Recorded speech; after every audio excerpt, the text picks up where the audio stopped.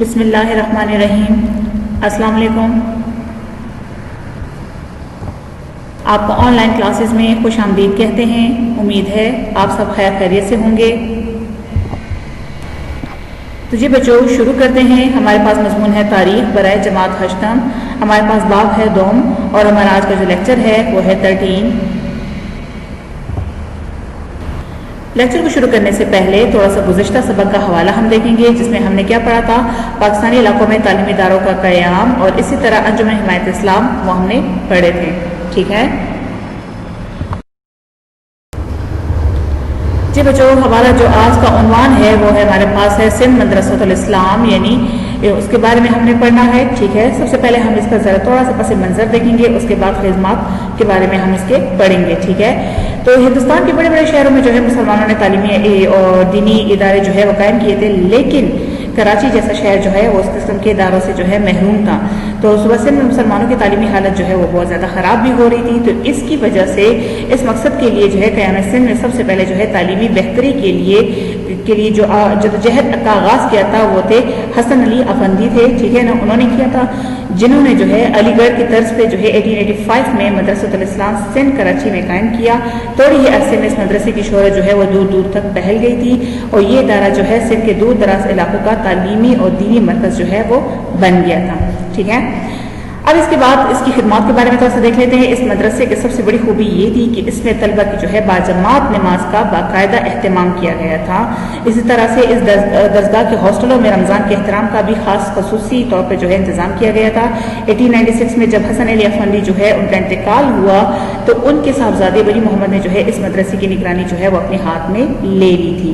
ٹھیک ہے، اور اسی طرح جو ہے سندھ مدرسہ کو بعد میں جو ہے SM کالج بھی بنا دیا گیا تھا، جو اب بھی کراچی کا ایک ممتاز تعلیمی ادارہ ہے۔ قائد محمد علی جناح نے اسلامیہ کالج پشاور کی طرح سندھ مدرسۃ العلوم کے لیے بھی اپنی جائیداد کا ایک بہت بڑا حصہ جو ہے وہ وقف کرنے کی نصیحت کی تھی۔ اسی طرح جو ہے سندھ مدرسہ نے بالواسطہ طور پر جو ہے تحریک پاکستان کے لیے بڑا کام کیا ہے، اور ملت اسلامی کے اتحاد اور ان میں نظم و ضبط پیدا کرنے کی بہت زیادہ انہوں نے اس مدرسے نے کوشش کی ہے۔ اب ہم بات کریں گے، ہمارے پاس ہے کون سا، اسلامیہ کالج پشاور۔ ٹھیک ہے، یعنی اسلامیہ کالج پشاور کے بارے میں تھوڑا سا پڑھیں گے۔ اس کا سب سے پہلے سنگ بنیاد جو ہے 21 مارچ یعنی 21 مارچ 1913 کو اسلامیہ کالج پشاور کا سنگ بنیاد جو ہے حاجی صاحب ترنگزئی نے جو ہے وہ رکھا تھا، جو پہلے اسلامیہ کالجیٹ اسکول اور پھر اسلامیہ کالج پشاور کی شکل میں ظاہر ہوا۔ اسلامیہ کالج پشاور کی تعمیر و ترقی میں صوبہ سرحد کے خواتین نے بھی بہت زیادہ اور عام لوگوں نے بھی بڑھ چڑھ کر حصہ لیا تھا۔ کئی زرعی قطاع جو ہے اس تعلیمی درسگاہ کے لیے وقف کر دیے گئے تھے۔ اگر ہم بات کریں اس کی خدمات پہ، تو اسلامیہ کالج پشاور کی خوبصورت جو ہے عمارت علی گڑھ کے طرز پر جو ہے وہ بنائی گئی ہے۔ اس کالج کے اعلیٰ تعلیمی معیار نے بڑا نام پیدا کیا ہے، اور اس درسگاہ میں نہ صرف صوبہ سرحد کے طلبہ بلکہ دوسروں صوبوں کے مسلمان طلبہ بھی حصول تعلیم کے لیے آتے ہیں۔ اس درسگاہ میں اپنے وقت کے مشہور اساتذہ کی خدمات حاصل کی گئی تھی۔ کالج نے صوبہ سرحد میں تعلیم کو عام کرنے اور لوگوں میں سیاسی بیداری پیدا کرنے میں بڑا اہم کردار ادا کیا ہے۔ اس درسگاہ سے جو فارغ ہوئے ہیں افراد جو ہیں وہ ملک و ملت کی خدمات میں مصروف ہیں۔ اسی طرح جو ہے یعنی اسلامیہ کالج پشاور قائم ہونے کے تھوڑے عرصے بعد جو ہے صوبہ سرحد کا سب سے بڑا جو ہے تعلیمی اور ثقافتی مرکز جو ہے وہ بن گیا تھا۔ ٹھیک ہے نا، تو اس وجہ سے اس کو کافی زیادہ اہمیت بھی حاصل ہے۔ اب ہم بات کریں گے، ہمارے پاس ہے کون سا، جدید تعلیم کے لیے دیوبند تحریک اور ندوۃ العلماء۔ تو سب سے پہلے بات کریں گے تحریک دیوبند۔ ٹھیک ہے نا، تھوڑا سا پس منظر ہم اس کا دیکھیں گے کہ 1857 کی جو جنگ آزادی ہوئی تھی، ناکام جنگ آزادی کے بعد جب انگریزوں نے اپنا انتقامی کاروائیاں جو ہے وہ شروع کر دی تھی، تو مسلمانوں کو اپنے ظلم و ستم کا نشانہ انہوں نے بنایا۔ مذہبی طور پر انہیں تباہ کرنے کے لیے عیسائیت کی پرچار جو ہے وہ شروع کر دی تھی۔ ٹھیک ہے نا، اس موقع پر مسلمان علماء دین نے اس یلغار کو روکنے کے لیے جو ہے بہت زیادہ اپنی کوششیں تیز کر دی تھی، تقریر کے ذریعے اور تحریر کے ذریعے۔ انگریز مسلمانوں کے جذبہ جہاد کو جو ہے ختم کر دینا چاہتے تھے، اور یہ صرف اسی صورت میں ممکن ہو سکتا تھا جب مسلمانوں کو دین سے دور کر دیا جائے۔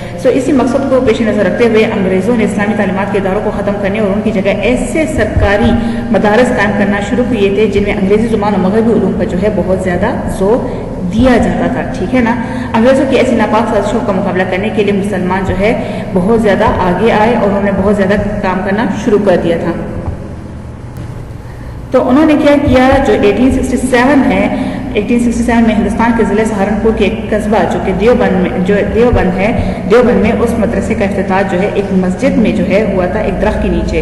اس دارالعلوم کا سنگ بنیاد جو ہے مولانا فضل الرحمان عثمانی نے رکھا، اور اس کار خیر میں مولانا ذوالفقار علی خان بھی آپ کے ہمراہ تھے۔ یہ معمولی نوعیت کا مدرسہ تھا جس کا مقصد ہندوستان کے مسلمانوں کو اسلامی تعلیم سے جو ہے وہ روشناس کرانا تھا، لیکن مولانا قاسم نانوتوی جو ہے کے زمانے میں اس مدرسے کو بڑی شہرت حاصل ہوئی، اس لیے مولانا کا بھی اس کا بانی سمجھا جاتا ہے، ٹھیک ہے نا۔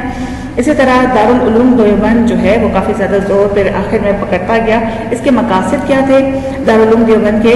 تو اس کے یہ تھے کہ جس مقصد کے لیے قائم ہوا تھا ان میں سے یہ تھا کہ اشاعت علوم دین کا احیاء، یعنی دینی علوم میں مہارت کے ساتھ ساتھ دنیاوی علوم کے تقاضے پورے کرنا، ٹھیک ہے نا۔ شاہ ولی اللہ کے جو مسلح کی جو ہے اس کی بہت زیادہ انہوں نے جو خدمات کی ہیں ان کی حفاظت کرنا۔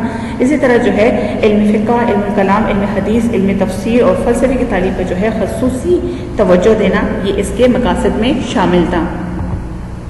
اسی طرح اگر ہم اس کے خدمات کے بارے میں بات کریں تو بہت زیادہ انہوں نے کی ہیں۔ دارالعلوم دیوبند برصغیر کے مسلمانوں کے دین کے میدان میں جو ہے عظیم خدمات اس نے جو ہے انجام دی ہیں۔ وقتاً فوقتاً جو ہے اس ادارے نے سیاسی و انقلابی تحریکیں بھی اٹھائیں جن کا مقصد انگریز حکومت کو الٹ کرنے کے لیے جو تحریک شروع کی تھی، ریشمی رومال تحریک خلافت، تحریک ترک مولات جیسی جو ہے اہم تحریکوں کا مرکز بھی دیوبند ہی رہا ہے، یعنی انہوں نے بہت زیادہ اس مقصد میں اس مدرسے نے کافی زیادہ کام کیا ہے، ٹھیک ہے نا، یعنی دارالعلوم دیوبند کی بات کر رہا ہے۔ اسی طرح اب ہم بات کریں گے ہمارے پاس جو دوسرا ہے وہ ہے ندوۃ العلماء، ٹھیک ہے نا۔ اس کے تھوڑا سا پس منظر کے بارے میں ہم بات کریں گے کہ ندوۃ العلماء کا آغاز جو ہے مولوی عبدالغفور ڈپٹی کلیکٹر کی مخلصانہ کوششوں سے جو ہے وہ ہوا تھا، لیکن اس کی تکمیل جو ہے مولانا سید محمد خان پوری کے ہاتھوں ہوا تھا، جو نہ صرف اس درسگاہ کے ناظم اعلیٰ تھے بلکہ اس درسگاہ کے بانی بھی کہلانے کے مستحق تھے۔ دارالعلوم دیوبند میں صرف دینی علوم پڑھائے جاتے تھے، علی گڑھ میں زیادہ زور دنیاوی علوم پر بھی دیا جاتا تھا۔ ضرورت اس بات کی تھی کہ مسلمان بچوں کو ایسی تعلیم دی جائے جو دینی اور دنیاوی ہر لحاظ سے مکمل ہو، تو اس مقصد کو پیش نظر رکھتے ہوئے ندوۃ العلماء جو ہے کا تعلیمی ادارہ کھول دیا گیا۔ اب اس کی بات کرتے ہیں بنیادی مقاصد اس کے کیا تھے، کہ اس کا مقصد جو ہے طلبہ کی اخلاقی تربیت کی جائے، علماء کی باہمی مخالفتوں کو رفع کر کے ان میں یکجہتی مصالحت کی فضا پیدا کی جائے، علم و فنون کے علاوہ مسلمانوں کو فنی کام کی تربیت دی جائے، عام مسلمانوں کو سیاست سے علیحدہ کر کے ترقی کی راہ پر جو ہے وہ گامزن کیا جائے، ٹھیک ہے نا، یعنی ان کے خاص مقاصد میں بھی یہی تھا، مسلمانوں کی فلاح کے لیے جو ہے وہ کام کیا جائے۔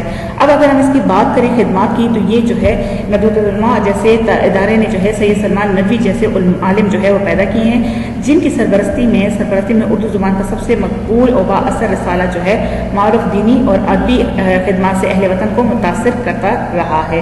اس کے علاوہ قدیم اسلامی علوم کا مرکز بھی جو ہے رہا ہے، اور اسی طرح ندوۃ العلماء کی کوششوں سے اردو ادب کا معیار جو ہے کافی بلند ہوا ہے۔ اس ادارے نے بہترین مصنفین جو ہے عالم فاضل اور نقاد جو ہے پیدا کی ہے۔ اس درسگاہ نے ایسے مصنفین پیدا کیے جنہوں نے تاریخ اسلام اور اسلامی ثقافت کو ایک نئے رنگ اور اسلوب میں پیش کیا، ٹھیک ہے نا۔